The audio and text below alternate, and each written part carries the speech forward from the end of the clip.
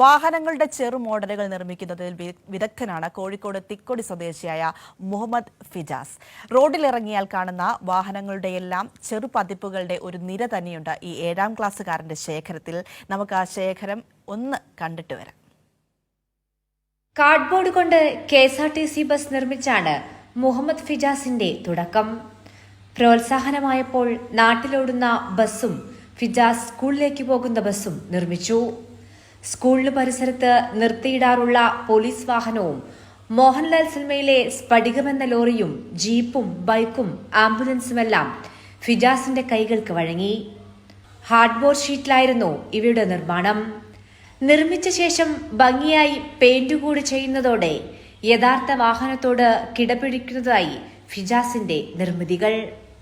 ഞാൻ സ്കൂൾ പൂട്ടിയ സമയം 2 മാസം വെറുതെ ഹാർഡ്ബോർഡ് ഉപയോഗിച്ചിട്ട് ഒരു KSRTC ബസ് നിർമ്മിച്ചിരുന്നു.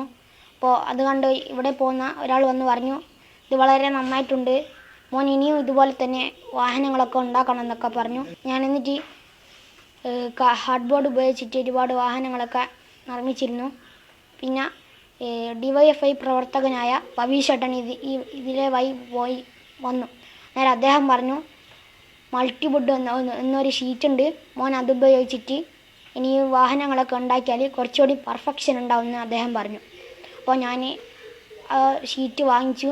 എന്നിട്ട് അത് ഉപയോഗിച്ചിട്ട് പോലീസ് ജീപ്പ്, ബസ്, ട്രാവലർ, അതുപോലെ ഒരുപാട് വാഹനങ്ങളൊക്കെ ഉണ്ടാക്കി. എടക്കണ്ടി ഫൈസലിന്റെയും ജസീലയുടെയും 3 മക്കളിൽ ഒരാളാണ് ഫിജാസ്. പഠനത്തിലും മിടുക്കനായ ഫിജാസ് ട്രിപ്പിൾ ഡ്രമ്മിലും ഗുരുവില്ലാതെ പഠനം നടത്തുകയാണ്.